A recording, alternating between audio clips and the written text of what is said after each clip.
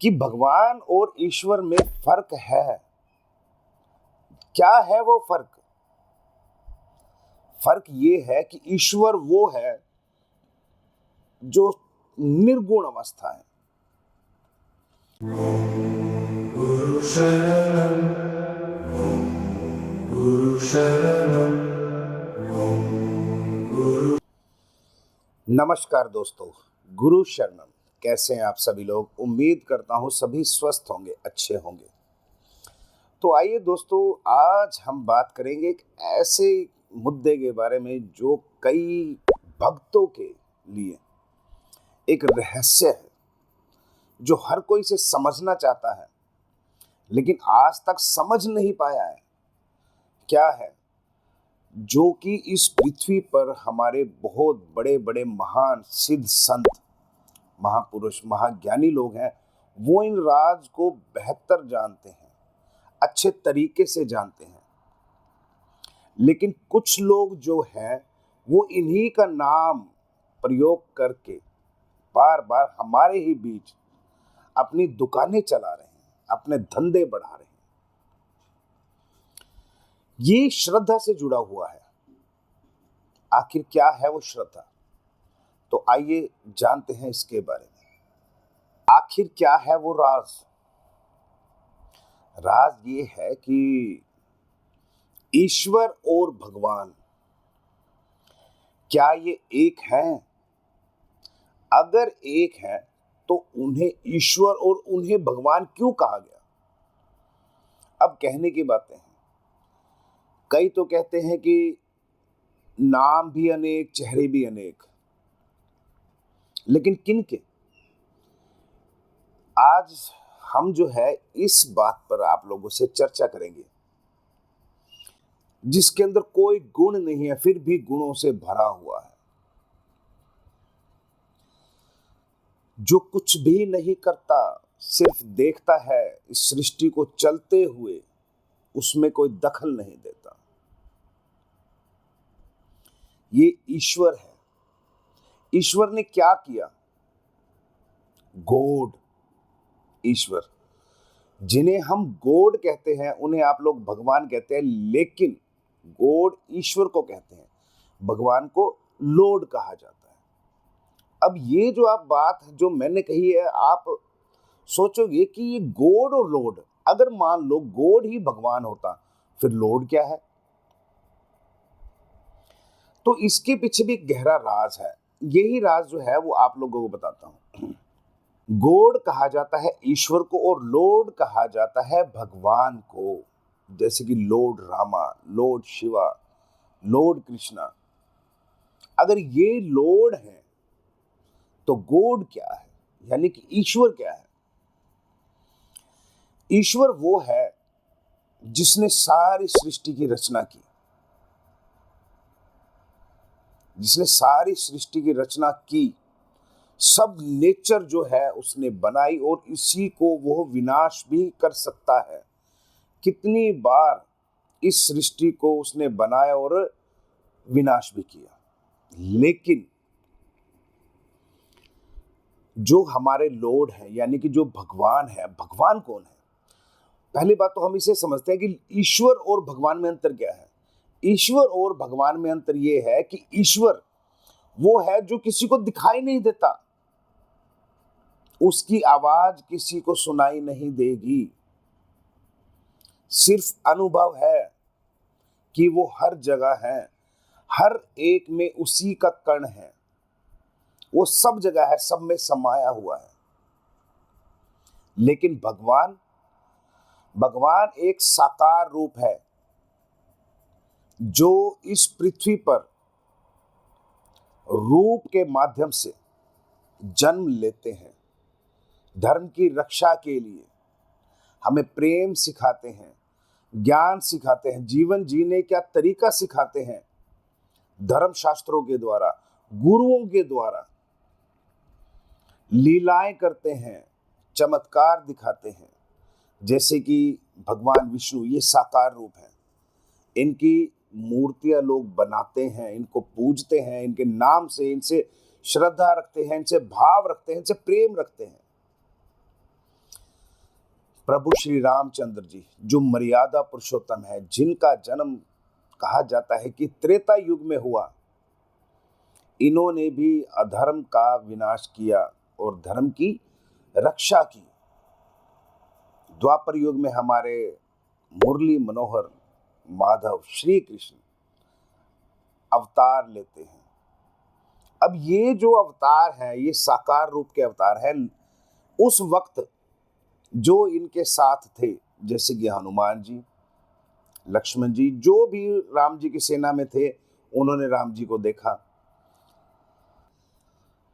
जो कृष्ण के साथ थे, उन्होंने कृष्ण को देखा। जो विष्णु के साथ थे, उन्होंने विष्णु जी को देखा। लेकिन ईश्वर को किसी ने नहीं देखा। ईश्वर वही है जो किसी को दिखाई नहीं देता, लेकिन वो सब कुछ देख रहा है। भगवान जो है, अगर वैसे तो गॉड और लॉर्ड ये इंग्लिश के वर्ड्स हैं, इनका आध्यात्मिक शास्त्रों में कहीं भी इनका जिक्र नहीं है, इनका वर्णन नहीं है, लेकिन लोगों ने इनको अपनी भावना के साथ, अपनी श्रद्धा के साथ इनको जोड़ा है।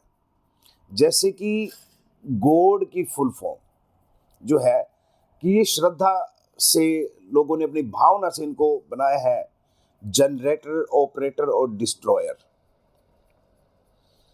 यानी जनरेटर सृष्टि का रचयिता, ऑपरेटर पालनहार यानी कि विष्णु भगवान जो सृष्टि के रचयिता है। जैसे कि जनरेटर उनको ब्रह्मा कहा गया है, ऑपरेटर उन्हें विष्णु कहा गया है, सृष्टि के पालनहार। डिस्ट्रॉयर उन्हें महादेव, शिव, कई नामों से जाना जाता है, उन्हें डिस्ट्रॉयर कहा गया है, यानी कि विनाश करने वाला। अगर ये ही तीनों सब काम करते हैं तो भगवान शिव किसका ध्यान करते हैं? तो फिर ये ओम नाद जो है, ओम नाम की ध्वनि है, जिसको आध्यात्मिक में नाद कहा जाता है ईश्वर का, तो ये क्या है? शिव के नाम के आगे भी ओम लगता है। बहुत बड़े गहरे राज हैं जिनका साकार रूप है, जिन्होंने इस पृथ्वी पर अवतार लिए हैं धर्म की रक्षा के लिए, जिन्होंने हमारे बीच प्रेम दिखाया, लीलाएं दिखाई, धर्म की रक्षा के लिए अपने युद्ध कौशल दिखाए, उन्होंने अपनी वीरता का प्रमाण दिया, हमें सही मार्ग पर चलने का रास्ता दिखाया, उन्हें भगवान कहा जाता है। जैसे कि मैंने आपको बताया है, व्याख्या की है, विष्णु जी, प्रभु श्री रामचंद्र जी, हमारे मुरली मनोहर, बाके बिहारी, ये सब जो हैं ये भगवान के रूप में हैं।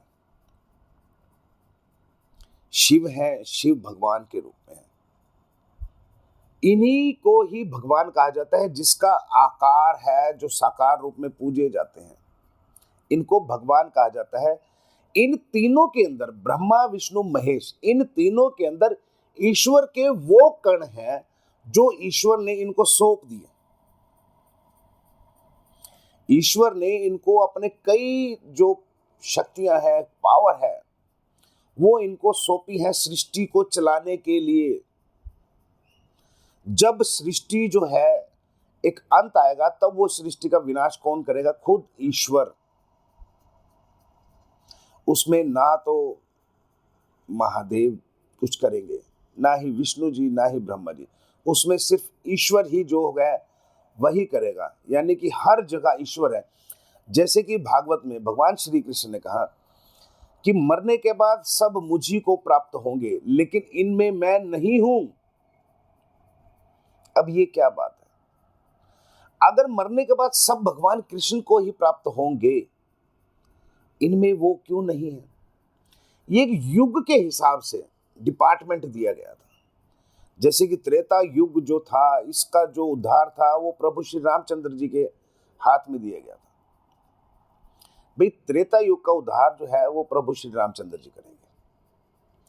द्वापर युग का जो उद्धार है वो बाके बिहारी, हमारे माधव करेंगे। कल युग का उद्धार जो है वो कल की अवतार करेंगे। लेकिन इसके बीच में जो लोग हैं, अब जैसे भगवान श्री कृष्ण ने, तो उन्होंने भगवान श्री कृष्ण ने उनका ही उद्धार किया जो उनसे प्रेम करते हैं, जो उनकी आज्ञा का पालन करते हैं, जो उनके दिखाए हुए रास्ते पर चलते हैं। लेकिन उनके बीच भगवान श्री कृष्ण के आने से पहले भी कुछ संत, कुछ क्या बहुत सारे, उस वक्त तो संतों की ये धरती बहुत पवित्र मानी जाती है। आज भी हमारा भारतवर्ष जो है संतों की धरती से जाना जाता है, माना जाता है। तो उस वक्त जो लोग थे वो किसका ध्यान करते थे? वो स्वयं ईश्वर का ध्यान करते थे। जो ओम नाम की ये ध्वनि है, ये जो नाद है, ईश्वर के मुख से निकला हुआ नाद है, जो हर मंत्र के आगे जोड़ा जाता है। हर मंत्र के आगे जोड़ा जाता है, यानी कि ईश्वर को पहले रखा जाता है, उसके बाद चाहे कोई भी हो उसका नाम लिया जाता है। फिर ये जो पावर है, एक शक्ति है, एक ऊर्जा है, हमारे भीतर समाती है और हमें बुरे कर्मों से, बुरे रास्तों से, पाप से बचाती है। ईश्वर वो है जो हर जगह है, लेकिन भगवान वो है जो श्रद्धा से उनकी भक्ति करता है, उनसे प्रेम करता है, उनकी आज्ञा का पालन करता है। भगवान वो है। ईश्वर सब जगह है, लेकिन भगवान, भक्त भगवान को उनको उनकी कथा में, उनकी लीलाओं में, उनकी मूर्ति में पाएगा, उनमें श्रद्धा रखेगा। भगवान जो है ये गुणों से भरे हुए हैं, इनके अंदर गुण होते हैं, इनके अंदर लीलाएं करने का भी गुण होता है, इनके अंदर माया भी होता है, इनके अंदर मोह भी होता है, इनके अंदर क्रोध भी होता है, इनके अंदर बहुत ऐसे गुण हैं जो पाए जाते हैं। बहुत से जो है गुण पाए जाते हैं इनमें। ये अपने प्रिय के लिए, अपने भक्त के लिए हमेशा तत्पर तैयार रहते हैं, उनसे प्रेम बंधन में बंध कर बहुत कुछ ऐसे कार्य कर देते हैं जो उन्हें नहीं करने चाहिए। ये गुण थे उनके अंदर। जैसे कि रावण को वरदान मिले, ब्रह्मा से भी, शिव से भी, इनसे वरदान मिले थे। जब इनसे वरदान मिले थे ब्रह्मा से, शिव से रावण को, तो हुआ क्या था? यह आप लोग भली भांति जानते हैं क्या हुआ था। तो यही कारण है कि भगवान जो है, इनके अंदर गुण होते हैं, ये अपने भक्त से प्रसन्न होकर उन्हें वरदान देते हैं। लेकिन ईश्वर जो है वो निर्गुण अवस्था है, एक सत्ता ऐसी है जो कोई देख नहीं सकता, लेकिन वो सब कुछ देख सकता है, वो सबकी सुनता है। लेकिन माध्यम जो है, उसने उन्हें ब्रह्मा विष्णु महेश को माध्यम बनाया हुआ है खुद तक पहुंचने के लिए। ईश्वर और भगवान में यही फर्क है। भगवान जो है वो साकार रूप है, ईश्वर है जिनका कोई आकार नहीं, वो निराकार है, निर्गुण अवस्था है। अगर आप लोगों को हमारी वीडियो पसंद आई हो तो हमारे चैनल को सब्सक्राइब करें, ताकि ऐसे ही हम मोटिवेशनल वीडियो है आप लोगों के बीच में लाते रहें। तब तक के लिए धन्यवाद। गुरु शरण।